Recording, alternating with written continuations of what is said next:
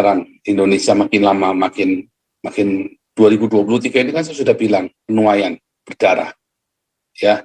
Kita tetap maju terus, komunitas kita menuai, ya. Terus kita memberitakan Injil, terus kita berbagi makanan, ya. Terus saudara ya, kita berbagi makanan, memberitakan Injil, jangan takut. Yang jadi masalah adalah komunitas ini kita akan menuai berdarah di dalam penderitaan dan aniaya. Kan sudah saya nubuatkan, baru dari akhir tahun kemarin kan sudah mulai gereja-gereja ditutupin satu-satu, orang-orang ditangkepin, ya kan? Nabi ke-26 ini kalau bernubuat ya langsung direct dari Jibril, saudara ya. Gabriel bukan Jibril, saudara ya. Yusuf Manupuni tangkap ternyata dari Ridwan Kamil, saudara ya. Ini info luar biasa, saudara. Ridwan Kamil di belakangnya, saudara ya, penangkapan Yusuf Manupuni ini. Ngerti ya, saudara ya. Termasuk penutupan gereja di Jawa Barat ini Ridwan Kamil, saudara. Ya, katrun si Ridwan Kamil ini, saudara ya. Gak main-main, saudara. Kelihatan, dari itu saya sudah bilang. Ini katrun ini Ridwan Kamil ini ya. Nggak usah percaya sama dia, saudara. Katrun ini Ridwan Kamil, kurang ajar ini satu ini ya. Anak orang mati, ya kan, masih nggak kapok-kapok juga, saudara ya.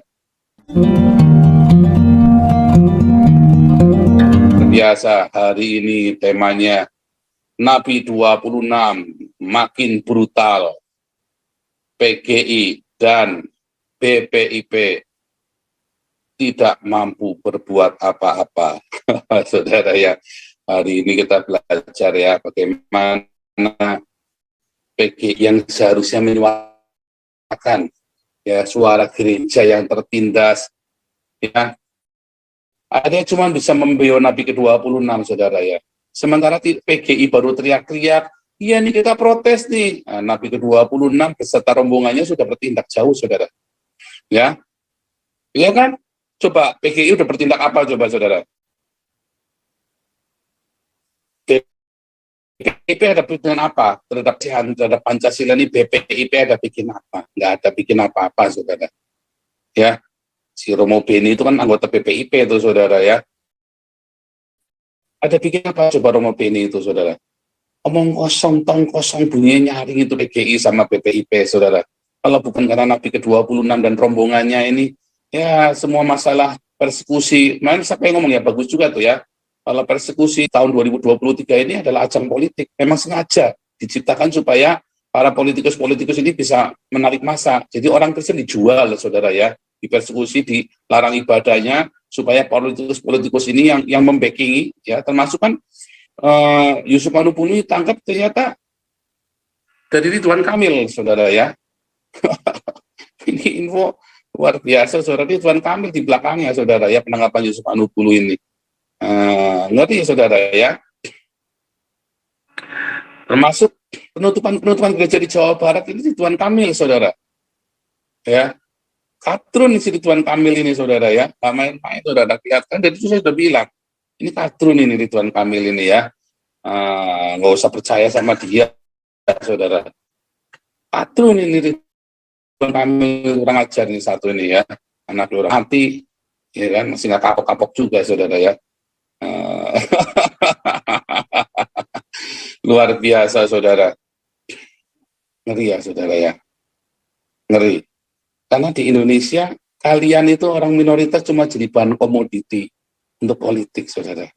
Ya, dari tahun 65, ya, tahun 70-an, 74, malari, ya, kemudian kerusuhan 98, bahkan sampai dengan hari ini 1000 gereja ditutup. Kalian orang minoritas cuma jadi komoditi politik supaya para politikus-politikus bangsat ini ya mendapat dukungan. Oh, saya paling Islam, saya yang paling Islam, saudara. Ya, gila, saudara ya. Gila, saudara. Pertanyaannya, saudara ya. Kemarin kan sudah kita jawab. Apakah Anda mau jadi pecundang seperti PGI, seperti BPIP? Emang Pancasilanya BPIP itu seberapa hebat, saudara, dibandingkan apa yang kita lakukan? Gebrakannya kita yang mengerikan ini, saudara, yang bikin orang pada serem-serem. Semua orang pada gerah gara-gara gebrakannya kita, saudara.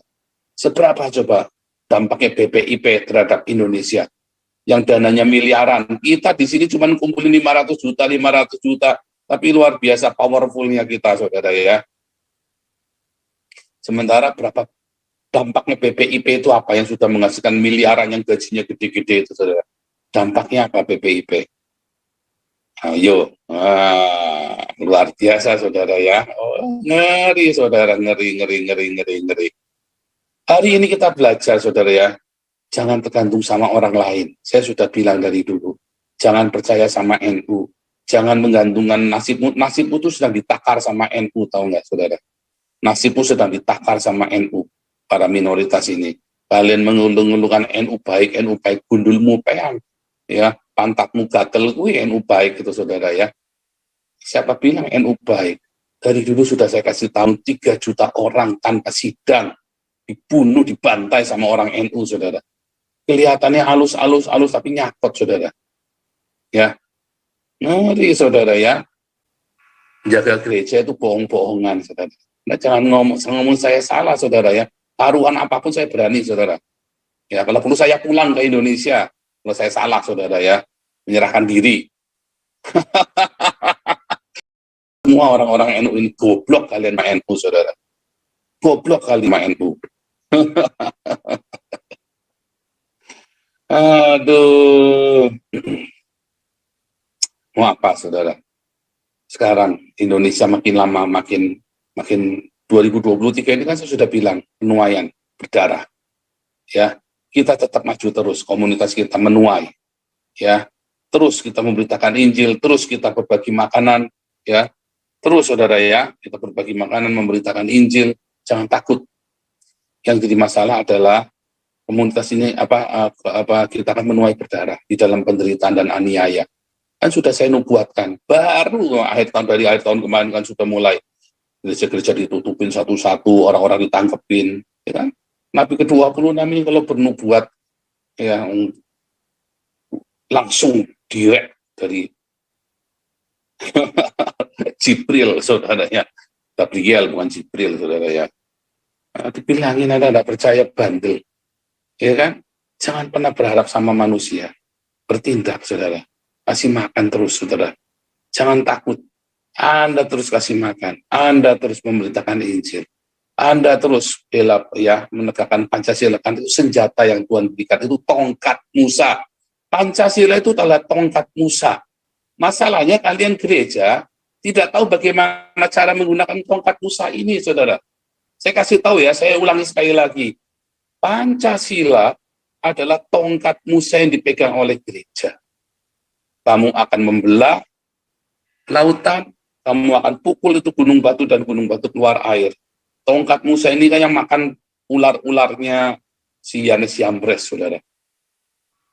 Ya, Pancasila ini adalah tongkat Musa bagi orang-orang Kristen di Indonesia. Bagaimana cara menggunakannya? Belajar sama Pak Santi Amar, saudara. Aktif, berperan aktif. Kejar terus. Kita boleh melakukan pembelaan verbal. Karena kita punya hak secara konstitusi Pancasila, saudara. Anda punya hak ya untuk menegakkan konstitusi Pancasila. Jadi ide spanduk kemarin kayaknya perlu ini ya, Mas Santi Amar perlu memfollow up tuh bagaimana menegakkan Pancasila. Bagaimana SKP 2 Menteri ini harus di class action. Mungkin kita perlu tuh Pak Santi Amar ya, berdasarkan penutupan, saya kira cukup itu Pak. Semua bahan-bahan penutupan gereja itu, bahan-bahan itu ya, termasuk berita-berita itu sudah saatnya kita mulai gugat Pak. Kita bikin jumpa pers, langsung saya kira harus kita mulai jalankan itu Pak, menurut saya ya Pak. Dananya dari mana Tuhan nanti sediakan? Pokoknya dana untuk class action. Ya. Pak Ponto ini kan sudah bisa praktek. Pak Ponto bisa jadi ketua tim. Ya. Karena Pak Ponto ini sudah punya sertifikat advokat, saudara ya. Sudah. Biar berantem terus sama Pak Master hukum dia, namanya orang pinter. Iya, ini sudah ujian advokat Pak, sudah lulus Pak ujian advokat. Beliau itu lawyer Pak. Pak Ponto ini sudah bisa praktek lawyer. Jadi bisa mimpin untuk advokasi itu tadi ya, class action. Biar berantem sama Pak Toping, orang pinter ketemu orang pinter ya berantem, saudara ya. Jangan kaget. Saya emang nggak heran. Ini orang pintar dua, ini orang pintar berantem, masa saya nggak heran. Saya saja sama teman-teman saya, iya kan berantem untuk kebaikan, ya. Saya dengan Muri Wali aja berantem terus kok, ya kan. Saya dengan Muri Wali aja berantem terus kok. Tapi kan mereka ngopi di belakang. Waktu saya lagi tiba-tiba lagi ngopi, kurang ajar. Kemarin katanya musuhan. Kita telepon lagi ngopi.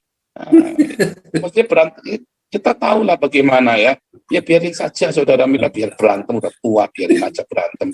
Yang penting mereka berdua melakukan tugasnya masing-masing. Pak Ponto Pak Topi mengajar, Pak Ponto nyerang, ya nyerang. Makanya Pak Ponto biar jadi tim, jadi apa namanya, ketua tim untuk class action. Mungkin mulai disusun kali Pak.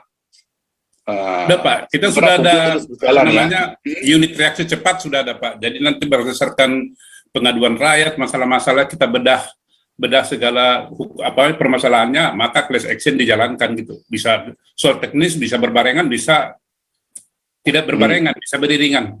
Lihat situasinya lah, bedah kasusnya Pak Paul. Coba kita pikirkan, saya belum ada ide harus bagaimana Pak, terus terang saja Pak. Ini kan class action kan perkara baru ya, ini hal baru. Ya, kita bisa. Di Indonesia kan class action belum pernah ada yang menang ya. Belum ada Pak? Ada nggak? Mungkin ada yang bisa browsing di Google, mungkin ada yang bisa kasih informasi. Di Indonesia kita class action pernah ada yang menang nggak? Oke, Pak Santi Amar, mungkin kasih laporan dulu sekali lagi Pak yang kasus-kasus yang sudah kita tangani Pak. Ya. Baik, terima kasih Pastor Paul. Saya spotlight dulu Pak. Ya. Silakan. Baik, terima kasih Pastor Paul. Salam buat teman-teman diaspora.